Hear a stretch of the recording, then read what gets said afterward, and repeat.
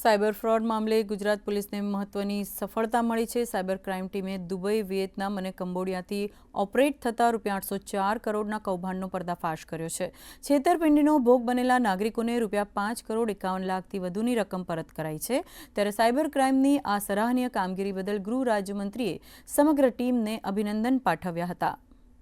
દ્વારા ખૂબ જ ટૂંકા ગાળામાં જે પ્રકારે આખી ટીમ ડેવલપ કરીને રાજ્યભરના નાગરિકોને જે અલગ અલગ સાયબર ક્રાઇમના શિકાર બનતા હતા તેમના કોલ રિસીવિંગ ટાઈમની અંદર જે ઘટાડો થયો, નોંધપાત્ર ઘટાડાના કારણે જે બ્લોક કરવાની રકમ છે તેમાં ખૂબ જ મોટો વધારો થયો છે, જેનાથી રાજ્યના ખૂબ મોટા ભાગના નાગરિકોને સાયબર ક્રાઇમની અંદર આવનારા દિવસોમાં વધુ ઝડપથી મદદ મળી રહે તે પ્રકારની આખી કાર્યવાહી છેલ્લા માત્ર 1 મહિનાની અંદર સાયબર ક્રાઇમ ગુજરાત ટીમ દ્વારા કરવામાં આવ્યો છે।